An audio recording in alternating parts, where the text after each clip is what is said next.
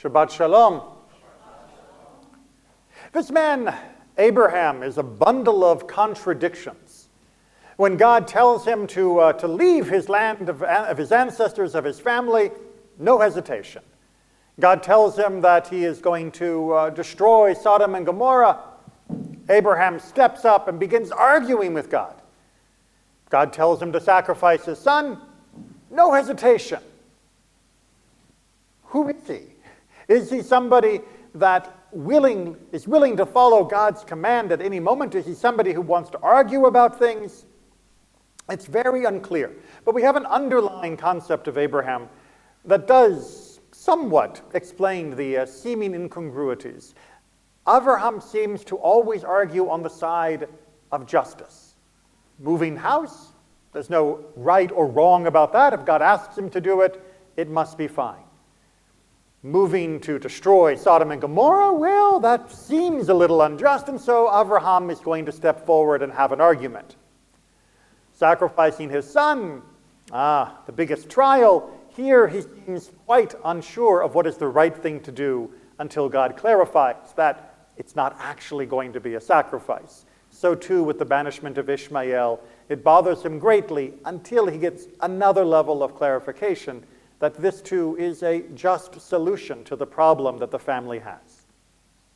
But then we come to the footnote, the appendix to the story of the banishment of Ishmael. The argument with Avimelech. Avimelech was the king of the Philistines at the time, or the Philistine area at the very least. And Avimelech comes, having heard of the miracles that God has performed, first when Abraham and Sarah were in his country, and then now with the birth of Isaac and the incredible success of Abraham, he sees Abraham on the border as a potential question mark for his own kingdom. And so he says to him, let's make peace. Let's have a treaty between us. Fine, says Abraham, absolutely. We can swear by God, but I have a particular problem. I need to rebuke you about my wells. What wells, says Avimelech. What are you talking about? Says Abraham, you see, I have dug wells throughout this region, and your servants have stolen them. What are we talking about here? We're talking about like property. Well, this is exactly what needs to be settled before a true peace treaty can be found. So the issue is that Abraham and his servants had dug wells, very important issue in the area, and they had been stolen. Now, how do you steal a well? It's not like you can just drive up and carry it off in the middle of the night. No, stealing a well means you have denied the original person who dug it access to it. We see similar situations when it comes to the well scenes throughout the rest of the Torah and Tanakh. We see with Moses a problem at a well. We see with Jacob problems at a well. Wells are something that are fought over. And indeed, this seems to have been here. But without the fight. And that's the quandary. We'll get back to the discussion with Abimelech, but as always, to best understand what the Tanakh is telling us, we have to understand what the Tanakh isn't telling us. What is the alternative? Well, why is Abraham waiting till now to bring up a legal dispute rather than just taking back his own wells? Why did Abraham not just take them back? Now you're probably thinking, well, it's Abraham and Avimelech, he's a king. Abraham beat up 4 kings just a few chapters ago in order to get back his nephew Lot. This is a man who knows how to go to war. And the taking of the wells is not merely an inconvenience, it is a statement about ownership of the territory, about who has rights in this area and who does not. And as we're going to see in next week's parasha of Vayera, Abraham is very adamant that it be clear that his ownership, his title, his rights to the land when he has to bury Sarah in the cave of Machpelah are absolutely understood. So why didn't he just fight to take back his wells? With the people that drove off the 4 kings, he easily could have overpowered Abimelech's servants. And with God on his side, he probably could have done it himself. Roll up your sleeves, Avraham. Go off and fight. Are you only going to fight for the justice of others and not for yourself? But that's the point. He fought in order to save Lot because there was no other way to save Lot. And with that situation, time was of essence.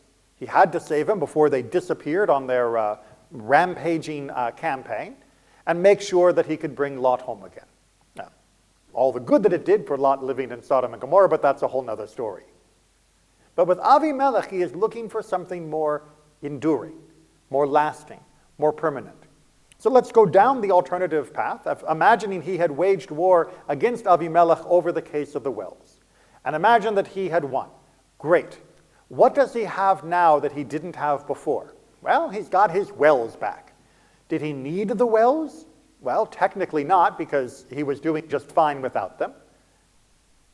But that would have been all he had back, were the wells. He would have had no relationship with Avimelech, with the neighbor to his south, or southwest. He would have had no relationship with the others within the country. And most importantly, he would not have brought anyone closer to God, which was his actual mission. To do that, well, he had to do what the Torah says that he did, which is he had to approach Avimelech, now that Avimelech is willing to talk terms, willing to talk treaty, and say, good, but if there is going to be peace between us, then I have to be confident that you will provide justice for me, and I will provide justice for you. Because there can be no peace without justice. Any peace without justice is merely a ceasefire. And that is exactly what Avraham is worried would happen. He wants to build an understanding with Avimelech and the region that he is a man who can be trusted to do what is right, and therefore he will expect others to do what is right. And so this is a test. He goes to Avimelech at this time when Avimelech is asking for a treaty, and he puts out a test. He says, look, you say you want peace, but I want justice first, and then I will know that I can trust you with the peace. If I see that you are willing to acknowledge my claim, willing to reprimand those who drove my people off of our wells, willing to act on the case of justice despite it hurting your own personal self-interests because of expanding your territory and resources, then I will understand that you are interested in true peace, not just trying to protect yourself for a while you build up forces to be able to attack and overwhelm me, or my children, or my grandchildren, which is Abraham's great fear. And so, we wait and we see, what will Avimelech's response be? Will he actually make good on the claim that Avraham has, or will he refuse to acknowledge this? And he does, kind of. He's confused. And that is the telling point of what Avraham was dealing with in the region. He is saying, well, why didn't you tell me? Why didn't you make a fuss before this, right? Why didn't you attack me? Why am I only just now hearing of this? And Avraham says, well, because I wanted to see how this would play out. And now we'll lay out these sacrifices in order to seal what we have now established. And Avimelech is like, well, what do you mean by these 7 sheep? It is still unclear to him that what is more important to Avraham is the statement of justice than just a promise of not trying to harm one another in the future. That there has to be a statement of reconciliation. There has to be a statement of making sure that we both understand that this relationship will only last if there will be justice done on both sides against the grievances of either side. Avraham tries to set that, and Avimelech goes along. Like I said, he's still a little confused and befuddled because this is unusual. And sadly, it remains unusual, not just in that region, but throughout world history, where states believe that peace is merely what happens when you cannot pursue your goals successfully by violent means. And that if you think you can, then you'd be a sucker to take the peace when you could get more by using violence. But Avraham is showing that there is a different way. God is showing that there is a different way. That it does not have to be a state of nature, red in tooth and claw, one nation attacking another endlessly, ceaselessly for what they think they can gain. But that instead, if we both recognize that there is justice. That there is a rule that God has given of what is right and what is wrong, even when it goes against personal, petty, national self-interest. Then there can be a peace that is more enduring, more meaningful, and more beneficial to both parties.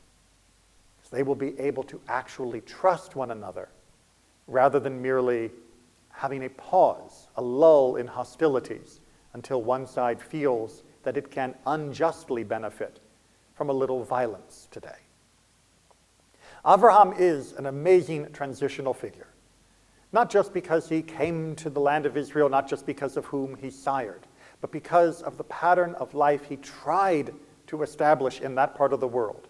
And although it didn't universally, much to our humanity's loss, it did stick with a family, with Isaac, and then Jacob, and then Jacob's children, and to us.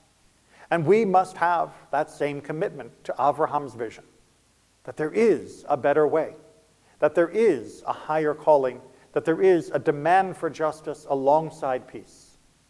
If we hold on to that, if we remain the children of Abraham in that way, then perhaps the vision of our ancestor will finally come true, and we will all be able to live with peace and justice. Shabbat Shalom.